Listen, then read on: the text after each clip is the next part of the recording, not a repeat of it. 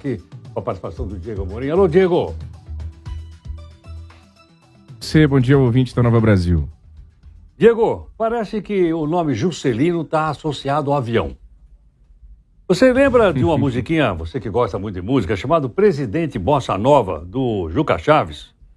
Ele fala assim, ó, voar da velha Capia a Brasília, pela alvorada e voar de volta ao Rio. Parece que esse pessoal gosta de voar. Gosta de voar, mas esse Juscelino Filho vai voar, mas vai ficar, viu? Ele vai voltar para sua origem, porque ele não vai ser demitido, pelo menos não por agora, viu, Heródoto? A decisão saiu ontem do presidente Lula, após uma reunião que eles tiveram de 1 hora lá no Palácio do Planalto. Havia uma expectativa de que o ministro das Comunicações, Juscelino Filho, do União Brasil do Maranhão, pudesse perder o cargo, mas eu não tinha essa expectativa. Eu disse a vocês aqui na semana passada, aos nossos ouvintes, que eu tinha escutado uma liderança política, perguntei se havia essa possibilidade e a resposta foi: cai nada, Diego, para com isso. E um dos motivos que eu vejo, Heródoto e ouvinte, é que a gente foi normalizando muitas coisas na política, né? Sei lá, isso não é dos últimos anos, isso é da última década para cá. O que era escândalo anos atrás, e não vamos nos esquecer, vamos nos recordar da tapioca de R$8 do ministro Orlando Silva do Esportes, lá no primeiro governo Lula, que foi um grande escândalo, uma tapioca de R$8. Hoje não, hoje andar de FAB para ver leilão de cavalos, hoje você asfaltar a residência lá, à frente da sua propriedade com dinheiro do orçamento secreto, isso já não é mais tão escândalo assim. Deixa eu explicar para o nosso ouvinte o que é o União Brasil, esse partido ao qual pertence o Juscelino Filho. União Brasil é resultado de uma fusão entre dois partidos, o DEM, Democratas, que foi historicamente oposição ao Lula, junto com o PSDB, um partido que ficou pequeno e depois se decidiu juntar ao PSL.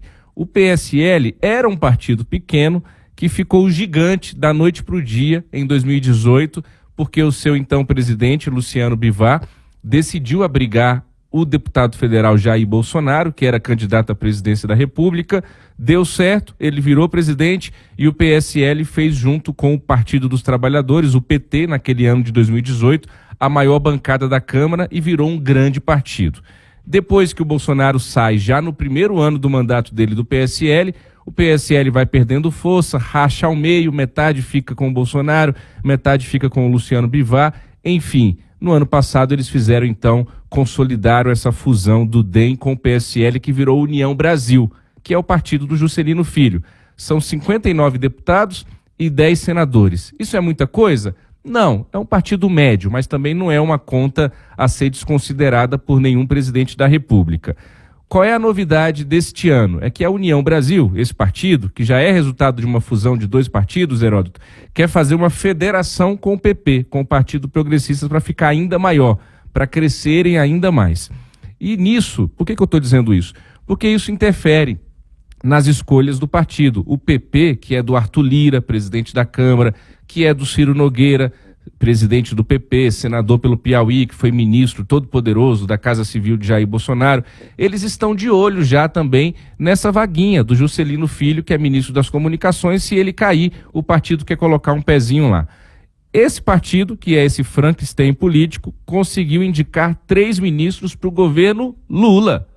Para o governo Lula. Um partido que abrigou Bolsonaro e outro partido que foi oposição histórica ao PT, hoje tem 3 ministros no governo do PT. São eles o Juscelino Filho, nas comunicações, a Daniela Carneiro, do Turismo, e o Valdez Góes, da Integração.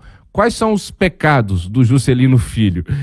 Os pecados do Juscelino Filho são aqueles que acometem muita gente em Brasília, que é confundir o público com o privado, que é usar o cargo para benefício próprio, geralmente carregado de um bom tom de deslumbre. Então o Juscelino Filho, ele está usando o avião da FAB para ir ver leilão de cavalos, ele está usando as diárias lá a mais, até quando ele não tem direito a isso. Ele nega, diz que foi um erro no sistema, mas as reportagens estão bem fundamentadas, sobretudo divulgadas pelo jornal O Estado de São Paulo, que está em cima dessa história.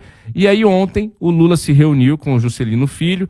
Na saída da reunião, o Juscelino gravou um áudio dizendo que a reunião tinha sido muito positiva e que todas aquelas ações contra ele são ações infundadas. Uma reunião dessa, Heródoto e ouvinte, não é uma reunião tranquila. Isso aqui é tudo estratégia, isso aqui é tudo comunicação, gerenciamento de crise. Você vai sair, você vai gravar um vídeo, você vai divulgar nas redes sociais que está tudo bem, você fica. Mas no dia a dia ali, no bastidor, o Lula é capaz de ter segurado no braço do ministro e falado: você não me dê mais problema. Você pare de me dar problema, pelo amor de Deus. E para não usar aqui outras expressões, porque está muito cedo e tem muitas crianças no carro. Mas não é uma reunião simples isso. É uma reunião geralmente muito tensa, sempre é assim. Outra novidade sobre essa questão do Ministério das Comunicações, outro ponto importante a ser dito, não é tão novo isso, é que o PT, o partido do Lula, está de olho também nesse Ministério das Comunicações. Eles queriam o Ministério das Comunicações para o PT na formação do governo, mas por conta da tal frente ampla, né, que tinha que abrigar o máximo de gente possível para garantir a chamada governabilidade no Congresso Nacional, eles entregaram essa importante pasta para o União Brasil, que indicou então o Juscelino Filho.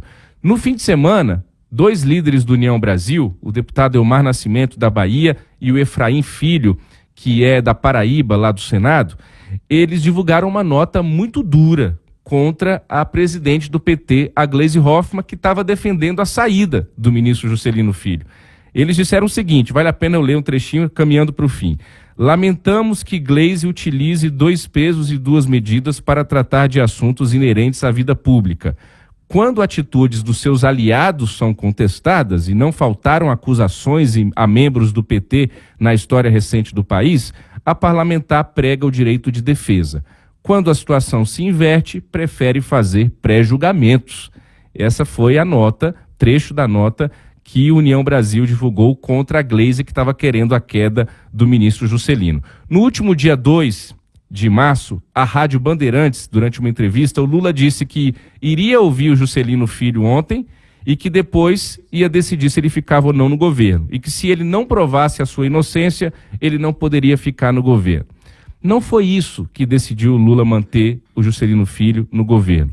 Concluo dizendo que o Lula decidiu manter o Juscelino Filho no governo por uma coisa muito simples. O Lula precisa do União Brasil para aprovar os projetos de interesse no Congresso Nacional, sobretudo porque a União Brasil, como eu disse agora há pouco, está namorando o PP, o Partido Progressista, para fazer essa federação, então vai ser um partido muito grande.